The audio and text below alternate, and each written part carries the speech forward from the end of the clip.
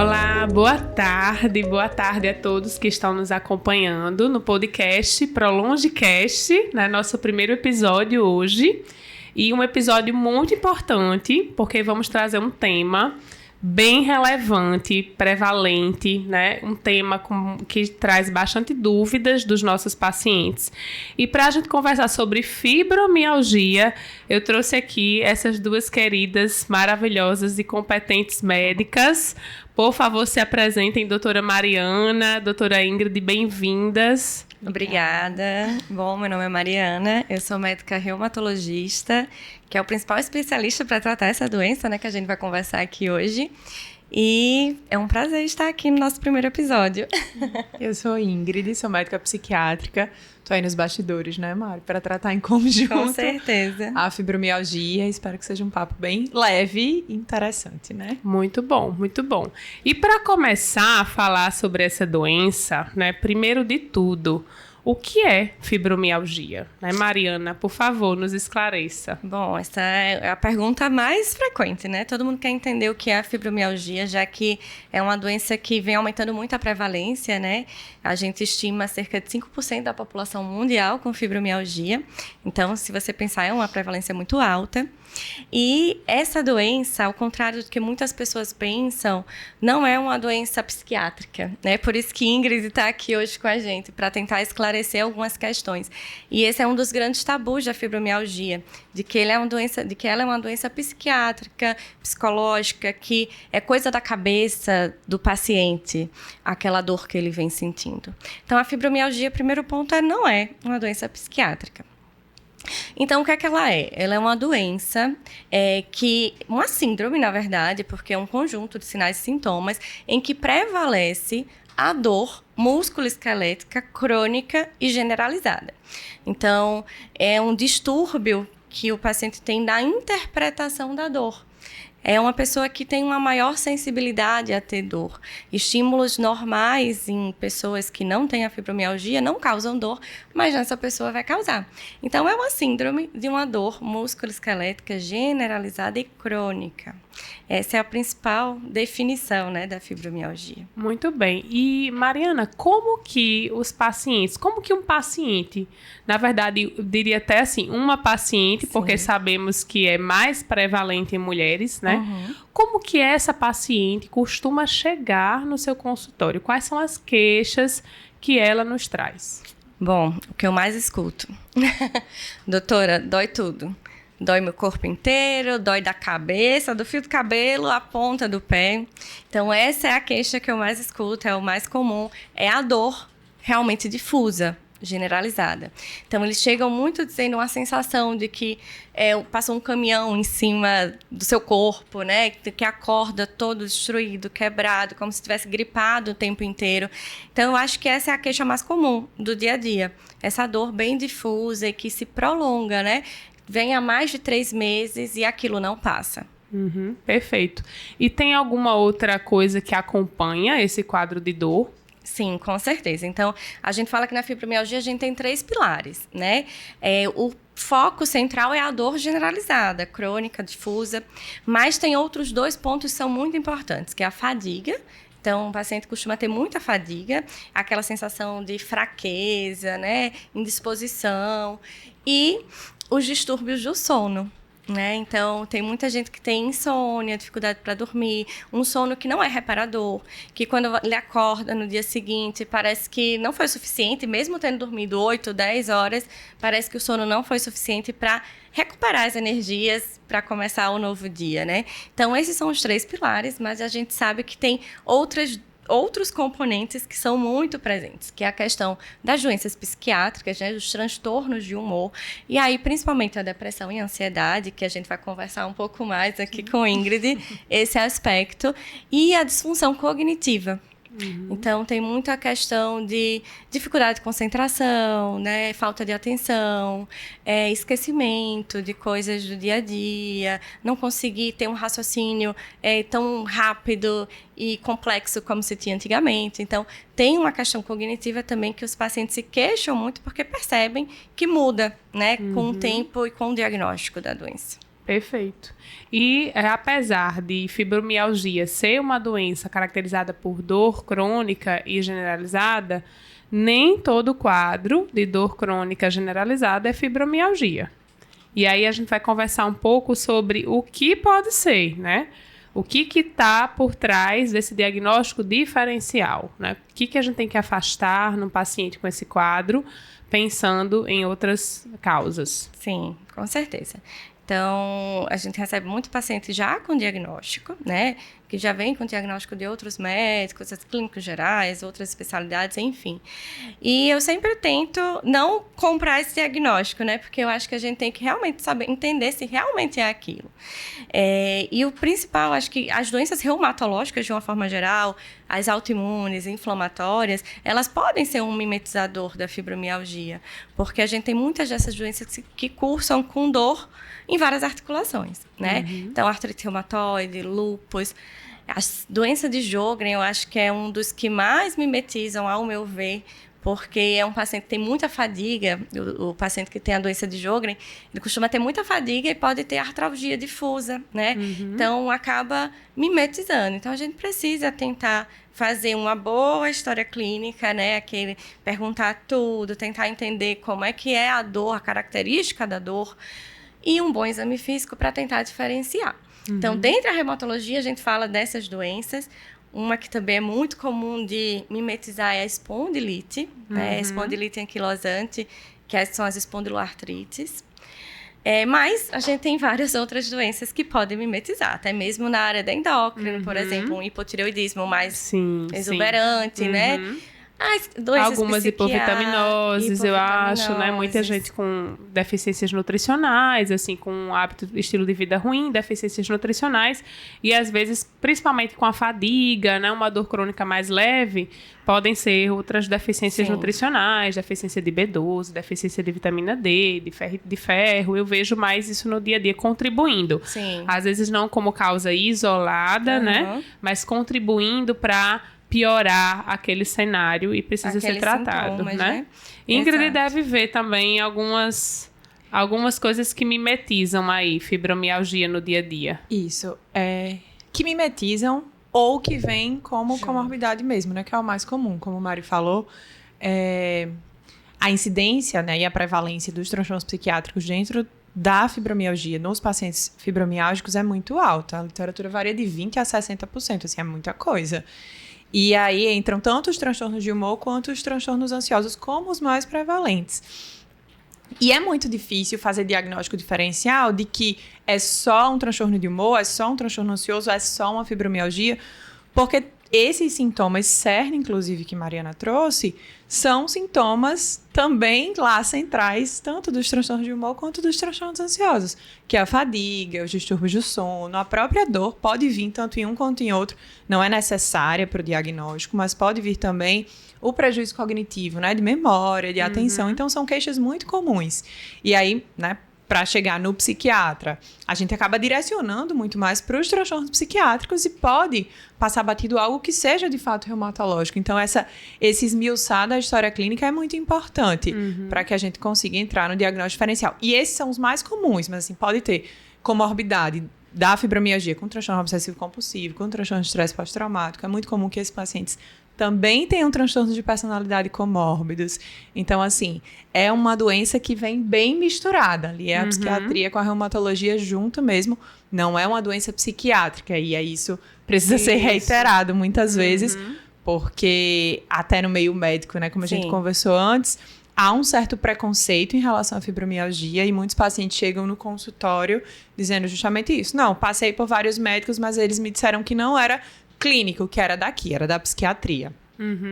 E aí entra em outra questão, né? Porque assim, mesmo que seja da psiquiatria, mesmo que seja psicológico, é real, tem que validar aquela dor do paciente. Isso. Né? Mesmo transtornos somatoformes, que não existe uma causa orgânica bem estabelecida, a gente sabe que o paciente sente tudo aquilo. Isso. Então, tipo assim, sofre muito preconceito de todos os lados. Então, a gente precisa sempre ficar atento. A dor, né, da fibromialgia é a dor que a gente chama de nociplástica. Então, é aquela dor que não tem um dano, né? Um dano na pele, um dano no tendão, no músculo. Então, o paciente sofre muito com isso porque eles fazem exames, né? Então, muitas vezes chegam com exames de imagem, exames de sangue, e tudo está normal. E aí, ele fica...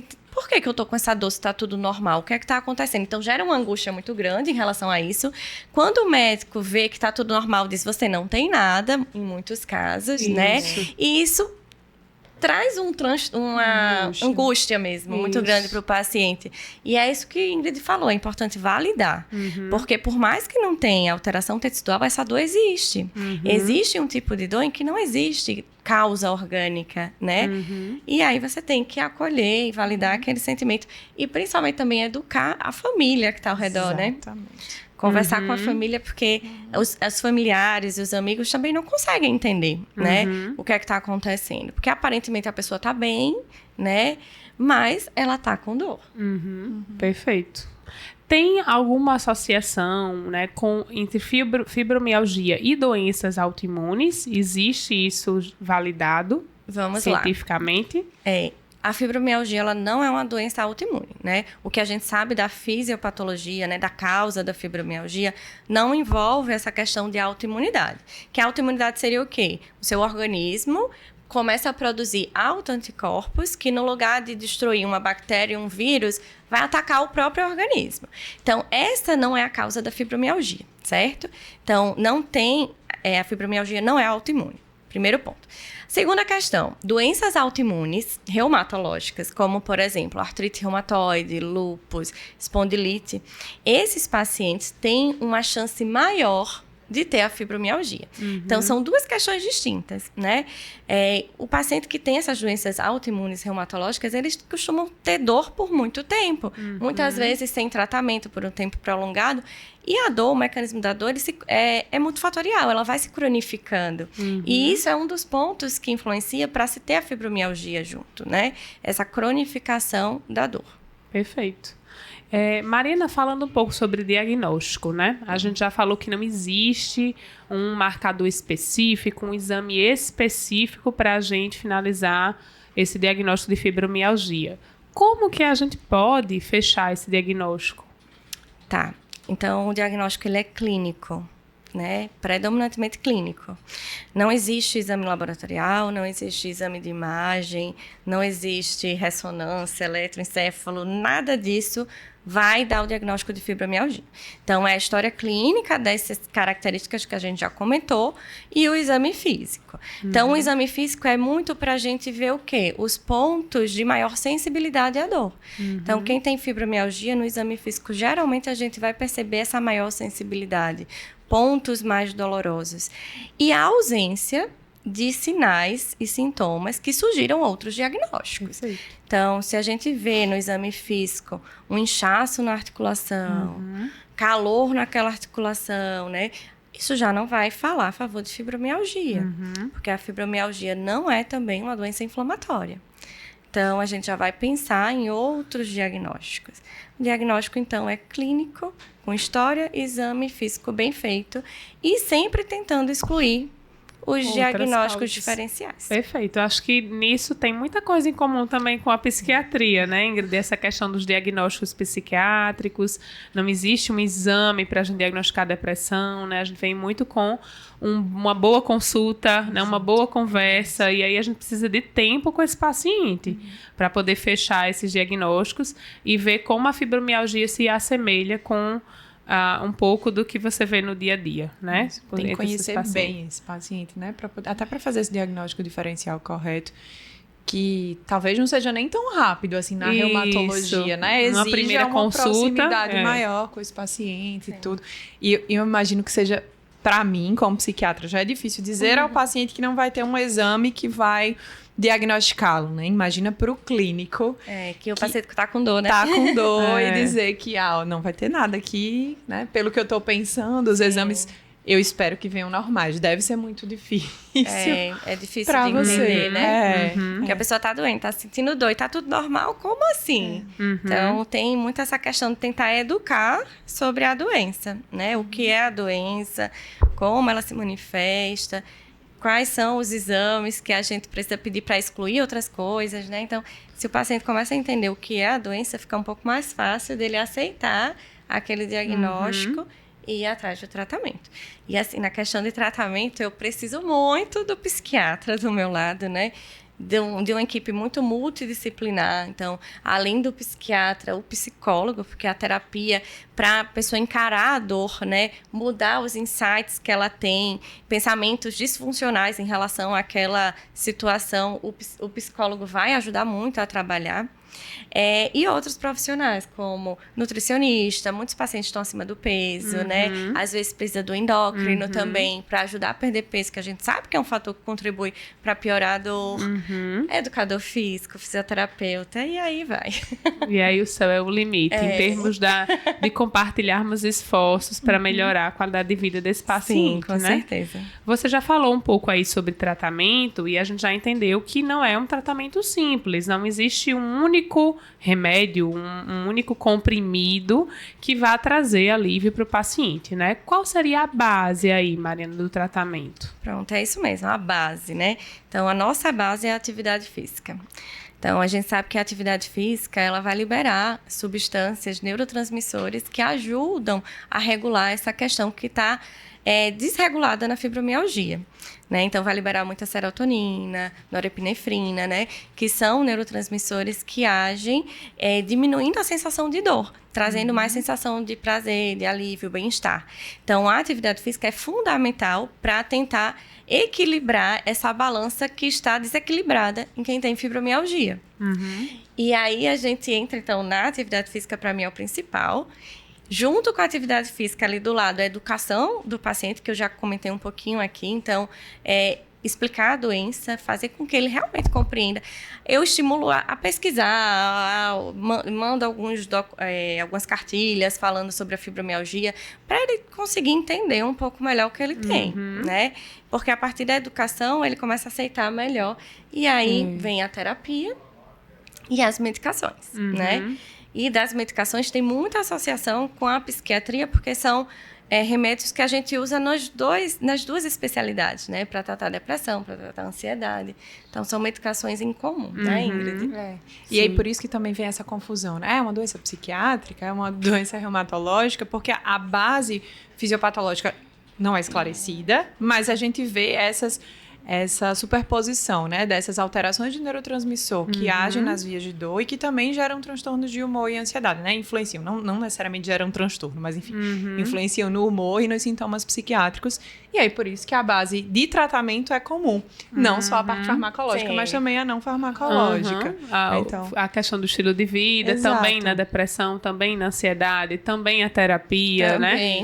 E essas medicações que a gente pode usar, né? Que medicações habitualmente podem ajudar esse paciente?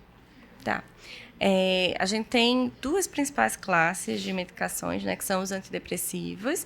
E aí, dentre os antidepressivos, não são todos que a gente usa, né? Então, a gente usa mais os tricíclicos. Então, vem bastante amitriptilina, nortriptilina, principalmente a amitriptilina.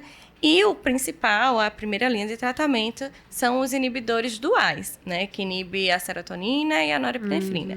E aí a gente vem com a duloxetina, que é o único disponível aqui no Brasil para tratar a fibromialgia, né? A gente tem outros inibidores duais que servem para tratar a depressão, mas que não são validados cientificamente para tratar a fibromialgia. Mas que, em alguns casos, a gente acaba usando e acaba vendo alguma resposta, sim, nessas outras medicações que se usa muito na psiquiatria, né? Que é a venlafaxina, desvenlafaxina. Então, a gente tem esses antidepressivos. E tem os anticonvulsivantes. Então, isso gera uma confusão também para o paciente, né? Porque, às vezes, não é todo paciente que tem fibromialgia que tem depressão. Tem alguns pacientes que não vão ter depressão. Sim. E eles ficam sem entender por que está usando antidepressivo se não tem depressão. Perfeito. Então, a gente tenta explicar que é justamente porque a via de ação é parecida. Então, a gente vai ter que usar a mesma medicação. E em relação aos anticonvulsivantes, a gente não usa porque tem convulsão, é porque eles também agem em vias de dor para tentar diminuir essa sensibilização central que o paciente tem da dor. Então, a gente usa bastante a pregabalina, que é a primeira linha de escolha. Em alguns casos, a gente acaba usando também a gabapentina, né? Então, são as duas medicações que a gente usa. Em concomitante a esse tratamento dessas principais medicações, a gente pode usar os analgésicos comuns, dipirona, paracetamol e relaxantes musculares também, né? Sim. Que um dos principais é a ciclobenzaprina, que ele também é um tricíclico, né? Que é da mesma classe ali da amitriptilina, mas ele não serve para tratar a depressão, mas ele é um relaxante muscular que pode ajudar nas dores que o paciente tem. E aí as medicações que a Mariana falou, né? Os antidepressivos e os anticonvulsivantes, a gente pensa nos anticonvulsivantes, não, é só a neuro que usa, mas não, a psiquiatria também usa, não para dor, né? Mas a gente usa muitas vezes como terapia adjuvante para transtornos de ansiedade, principalmente. A pregabalina é uma medicação muito boa para transtornos de ansiedade, inclusive refratários. E aí, comprovando, né? Essas vias muito semelhantes. E quando chega o paciente, né, não acompanha com o reumato, ou acompanha, mas é aquele acompanhamento mais ou menos, ou que não tem o diagnóstico fechado, não está no tratamento, e tem uma comorbidade psiquiátrica, a gente consegue ir manipulando as medicações que ele usa com um direcionamento maior para que haja em todas essas vias, né? Então, eu tenho um paciente que está deprimido, tem uma depressão e está usando um antidepressivo X, mas enfim, está acompanhando com outro profissional que percebe que tem fibromialgia, é um diagnóstico comórbido, a gente troca pensando em agir nas duas coisas sem que precise ficar numa polifarmácia. Da mesma forma, caso precise de um gabapentinoide, né? Uma gabapentina ou uma pregabalina. Perfeito. Tem que ter essa conversa, né, do psiquiatra com o reumatologista. Eu acho que é muito importante, porque às vezes o paciente está indo muito bem na depressão com a medicação e não está indo bem das dores, porque aquela medicação não ajuda na dor. Então, a gente tem que conversar com o psiquiatra para ver se seria o momento certo de tentar uma troca, ou se é melhor acrescentar uma outra medicação, para não atrapalhar também no desenvolver, né, no tratamento da depressão, que também é uma doença que é grave, né, pode ser grave e que precisa ser muito bem manejada. E tem sempre o perfil de efeito colateral, né, das medicações para poder a gente escolher, que aí também entra a sua parte, né, a amitriptilina que a Mariana falou. Uma das possibilidades para o tratamento da fibromialgia é um antidepressivo que ele é bom, né? Muita gente diz, é ruim porque é antigo. Não, ele é bom. Ele é uma medicação boa. Justamente porque ele age em muitos neurotransmissores. Mas por ele agir em muitos neurotransmissores, ele também gera muito efeito colateral. E aí é uma faca de dois gumes, né? Porque aí vem o aumento de peso, vem outros efeitos colaterais relacionados à constipação, à boca seca que o paciente não tolera, ou à obesidade, né? Que pode vir em consequência do uso desse antidepressivo e que vai piorar as dores. Então tem que sempre, né, conversar muito bem para poder ter uma escolha muito baseada no perfil do paciente também. É muito individual. Né? Falando da amitriptilina, a gente, para dor, as doses são baixas, né? Mas para depressão são doses mais altas. Então acaba atrapalhando também nessa questão do Ainda uso tem do isso, peso. né, Mari? Que os fibromiálgicos, eles têm maior... O efeito nocebo é maior, né? Então, eles percebem efeito colateral muito mais do que outros pacientes. Então, tem que ser uma titulação bem devagar. Bem devagar. E, às vezes, a gente fica até com um pouco arsenal terapêutico dos efeitos colaterais, né? Que o paciente acaba tendo. Porque todos vão ter efeitos colaterais. Todas as medicações que a gente vai usar podem ter efeitos colaterais. Alguns pacientes vão sentir mais, outros menos. E aí, às vezes, o efeito colateral limita o uso. Sim, limita a progressão de dose, limita a titulação. Por isso que a atividade física ela tem que estar muito bem estabelecida, sabe? Porque só a medicação não melhora. Sim. A gente vê os pacientes que só tomam medicação, uma minoria vai ter uma melhora. Então, tem que ter atividade física como base, porque senão a gente não vai ter resposta. Acho que isso tem que ficar bem claro, né? Também nos atendimentos, assim, que o paciente não coloque a expectativa na medicação. Porque às vezes acontece isso, né? A medicação vai salvar a minha vida das dores, porque é uma condição muito, né? Inclusive incapacitante, né? Mas... não tem como depositar todas as fichas ali se sabe que não vai dar conta. Exatamente. E os estudos mostram que a resposta não é grande. A resposta é pequena, né? De melhora. Então, a melhor resposta que a gente tem é com atividade física. Por isso que a gente bate nessa tecla. Mas é mais difícil, né? Sim. ter essa mudança. Sim, interessante, porque nós três, né, a gente estava conversando há pouco, nós lidamos com pessoas com doenças crônicas, né? E nossa especialidade, ambas as especialidades, têm muita relação com a questão do estilo de vida, né? E existe uma associação positiva entre essas doenças, elas não são causadas apenas por isso, mas existe uma forte associação entre o estilo de vida ruim e o desenvolvimento de fibromialgia, de depressão, né, de ansiedade, de doenças crônicas como diabetes. Então, existe uma associação. E como a gente tem dificuldade de conduzir esse movimento de mudança, né? Nessa vida que a gente leva hoje, neste ambiente terrível que a gente leva hoje, né? Sim. E aí eu quero aproveitar um pouco para falar de estilo de vida, no sentido do paciente com fibromialgia. A gente falou da atividade física. Existe uma atividade física que é melhor do que a outra? Aeróbico, musculação, né? Que tipo de atividade física? Ou não, tanto faz, o que importa é se movimentar. Assim, pro meu paciente eu falo tanto faz, o que importa é você se movimentar mesmo. Sim. É aqui você consegue fazer, né? Porque qualquer coisa é melhor do que nada. Sim. De evidência, tem evidências boas tanto para atividade resistida, que é a musculação, quanto para aeróbica, né? Então, as duas atividades, elas trazem benefício e mostraram ser boas para quem tem fibromialgia. Então, o ideal seria a combinação delas, né? Então, fazer a atividade resistida com a musculação, então pegar peso, né? Fazer aquela questão muscular mesmo. E o aeróbico. Então, uma caminhada, uma dança, né? As duas juntas que tem uma resposta melhor. Mas qualquer coisa é melhor do que nada. Então, se o paciente só consegue caminhar, então vai só caminhar, né? Então, o que ele consegue fazer? Perfeito. E tem alguma orientação específica quanto à alimentação? Ou é alimentação saudável? Existe alguma restrição para esse paciente? Alguma observação? Não tem nenhuma restrição. A gente não vai proibir nenhum tipo de alimento, não vai fazer uma dieta específica para quem tem fibromialgia, tá? Não existe evidências suficientes para mostrar isso. O que a gente tem é que uma boa alimentação, uma alimentação saudável, vai melhorar o estilo de vida, né, da pessoa, vai ajudar a emagrecer, vai trazer mais qualidade de vida de uma forma geral, mas não que impacte no tratamento da fibromialgia em si, entendeu? Entendi. Perfeito. Não tem uma recomendação formal em relação a isso. Mariana e Ingrid, sono e controle do estresse. Tem a ver com fibromialgia? Muito. Muito, né? É um dos sintomas, né? Os distúrbios do sono estão aí nos sintomas. E o estresse, além de ser o estresse, enfim, fatores estressores, são fatores de risco para o desenvolvimento de fibromialgia, principalmente traumas precoces, abusos na infância, violências físicas, são fatores de risco para o desenvolvimento da fibromialgia lá na frente e, consequentemente, também são fatores de piora, né? Um paciente já com a fibromialgia instalada, é muito comum que chegue no consultório, né? Eu passei por um estressor na família, no trabalho, e aí toda dolorida, toda travada, né? Geralmente chega assim. Certeza. Então, tem muita relação. E o sono também. E é tudo... Uma coisa vai levando a outra, né? E os distúrbios do sono levam a fatigabilidade, levam a piora da dor, essas alterações no ciclo circadiano.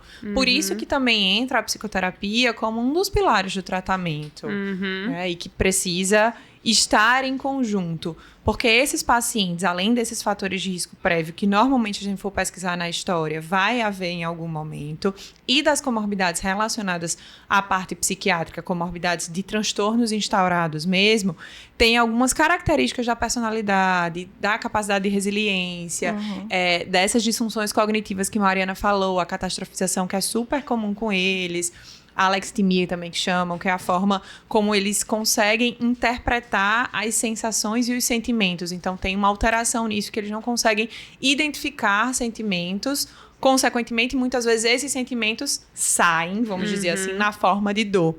E aí, esse paciente precisa aprender algumas formas de autoconhecimento mesmo e de chamar de controle da dor. Acho que é muito forte, porque esse paciente não tem essa capacidade de controlar a dor, né? Mas de estratégias de diminuição talvez, dessa percepção, melhor, né? do manejo mesmo da dor. E que a psicoterapia pode estar aí em conjunto. Os estudos maiores são com cognitivo-comportamental, mas isso é muito geral, assim, na clínica médica, porque é a única que é protocolar. Sim. Né? Assim, que é Que muito é bem fácil de ser estruturada, é estudada. metódica, é fácil de ser estudada. Mas terapia, eu costumo dizer como psiquiatra, que acho que é muito parecido com a atividade física. É melhor estar fazendo também, com um bom profissional, Sim. óbvio, né? Também não adianta fazer com qualquer pessoa. Mas vale muito mais a vinculação com o profissional e a forma como ele trabalha do que, precisa ser TCC, precisa ser análise, precisa ser corporal, precisa ser...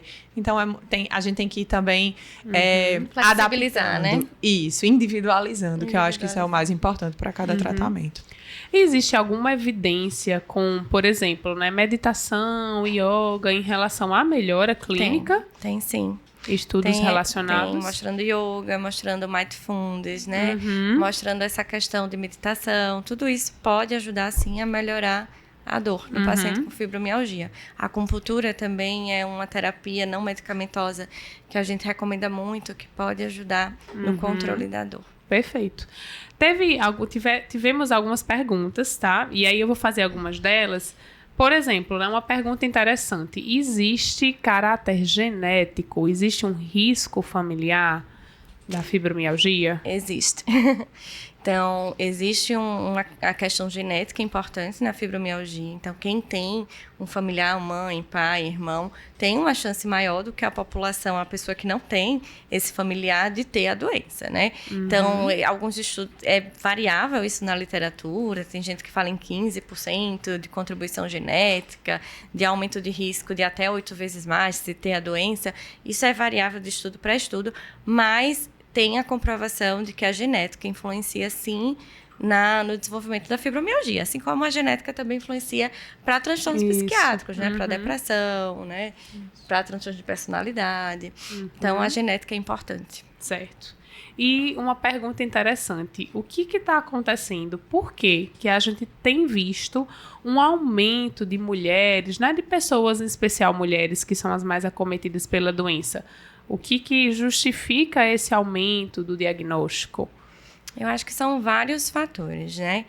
Primeiro que os critérios atuais de classificação para fibromialgia são mais sensíveis do que os antigos, então acaba aumentando mais o número de diagnóstico. Segundo, porque a população está mais informada sobre, não só a população, mas os médicos de uma forma geral. Todo mundo hoje em dia sabe o que é a fibromialgia, né? Principalmente no meio médico. E acho que o principal fator é a questão do estilo de vida, né? Então, como a gente comentou aqui, é uma doença que é multifatorial, tem muitas coisas envolvidas, né? E a questão do estilo de vida, dos fatores estressores, atua muito de uma forma como se fosse um gatilho para aquilo começar e também para ter as exacerbações, as pioras da doença. Então, eu acho que essa questão da nossa sociedade está muito agitada, muito corrida, né? Pouco tempo para você se conectar com você mesmo, o tempo inteiro conectado no digital. E isso atrapalha muito, né? Então, eu acho que essa questão é uma questão forte para justificar esse aumento aí na fibromialgia. Perfeito. E aí essa desconexão que você fala, né, Mari, faz sentido quando pensa no que você falou antes de, será que a meditação, mindfulness funcionam? Porque são atividades que trazem a pessoa para si, né, para o presente, para entender onde é que está doendo de fato, seja uma dor física, seja uma dor emocional, e entrar em contato com essas dores, independente de quais sejam, é necessário para poder a gente conseguir aprender a manejá-las melhor, né? Então faz todo sentido. Que isso ajude, né? Exatamente. Como que a gente falou muito da importância de educar não só o paciente, né? Mas os familiares, até assim as pessoas que estão próximas dessa, né, mulher que sofre, desse paciente que sofre. O que vocês diriam para esses familiares? O que é importante que eles saibam? Como conduzir? Como ajudar esse paciente? Tá. Eu acho que a primeira coisa é ele entender, o familiar, o amigo, entender que aquela dor é real. Que aquela dor existe, que não é invenção, né? Porque muita gente pensa que a pessoa está inventando, que está fingindo, que não é possível viver com tanta dor assim, né? porque só sabe quem passa, quem sente. Então, se ele conseguir compreender isso, entender que a doença ela existe, que a dor é real, já vai facilitar muito o manejo ali no dia a dia, na rotina. Eu acho que a segunda questão é trazer essa pessoa, né, principalmente a pessoa que está mais próxima ali, para junto do tratamento, né, para dividir ali a responsabilidade, para incentivar, porque para fazer atividade física junto, para fazer atividade física junto. Sim. Então acho que faz parte do tratamento daquela pessoa informar as pessoas ao redor também, para que não exista esse preconceito, né, não exista essa discriminação, essa dúvida de se aquilo é real ou não, porque isso acaba machucando e fazendo com que aquela pessoa que está com a fibromialgia, que está com a dor, piore, né? Se o quadro distancia até de quem poderia ajudar, né? Exato. Já sofre tanto fora, né? Porque vai sofrer preconceito no trabalho, no meio social. Aí, no lugar de suporte, ainda não ter essa validação é muito difícil. E eu costumo dizer para os pacientes, e aí, em geral, né? Fibromialgia ou não, quanto mais a gente sabe sobre o que a gente está passando, sobre o que é aquele adoecimento, sobre as formas de tratamento, né? Quanto mais está envolvido no processo, mais fácil de aderir, né? Mais fácil de seguir. E aí, trazer os familiares para que também estejam inseridos nesse processo faz toda a diferença. Perfeito. É interessante, né? Pedir para vir um familiar, para que o médico possa explicar, porque escutando, às vezes, de outra pessoa, fica mais fácil dele entender, né? Às vezes, o paciente vai, escuta tudo aquilo, repassa para o acompanhante, mas não fica tão claro. Então, ouvir do próprio médico o que é que está acontecendo, que precisa de um suporte, né? Precisa ter um apoio ali da família e dos amigos, para que aquela pessoa possa enfrentar essa batalha. Exato. Uma última pergunta. Fibromialgia tem cura? Ou tem controle? Eu diria que tem controle, mas vejo muitos pacientes ficando super bem e até em alguns momentos parando o tratamento. Então, uma remissão né? Se a gente conseguir agir em todos esses fatores que a gente conversou, né? Modificar o ambiente ao redor, pode chegar um momento que a gente fique sem medicação e que fique bem, entendeu? Porque você está conseguindo controlar os fatores que estressam e que vão ser um gatilho para aquela dor. Então, eu acho que tem como ficar bem, tem como ficar sem medicação. Alguns pacientes vão ser mais difíceis disso acontecer por vários motivos e outros não, mas a gente consegue, sim, ter um controle muito bom da doença. Em alguns casos são mais leves, a gente nem usa medicação, né? Então, dá para ficar bem sem remédio. Sim. Né? Eu imagino que os casos de melhor prognóstico, de melhor melhora, serão justamente esses que eles conseguem aderir a essa parte multifatorial, porque isso vai ser para sempre, né? Depois que muda o estilo de vida, ele vai ficar fazendo atividade física sempre, a psicoterapia, o yoga, o mindfulness, os cuidados com o ambiente, com o social, né? Então, aí, imagino que possa haver essa remissão, esse controle. Pode sim. Tem pacientes que ficam super bem para a medicação e é isso. Mas a gente sabe que tem os casos mais refratários, que faz tudo e não melhora e é o nosso calo, né? É o que a gente luta mais para tentar melhorar, para dar uma qualidade de vida, porque às vezes a gente não vai conseguir deixar aquela pessoa 100% sem dor, né? Tem alguns casos que são mais graves, não vai ficar 100% sem dor. E é importante que o paciente entenda isso. Olha, a gente vai amenizar a situação, né? Talvez você não fique nenhum dia sem dor, 100%, mas sua dor que era 10, vai passar a ser 3. Isso já é uma vitória, já é uma melhora, uma resposta ao tratamento. Sim. Muito bom, meninas. Último recadinho. Mariana quer deixar algum recado importante, alguma coisa que não falamos, ou algum recado para o paciente que sofre com fibromialgia?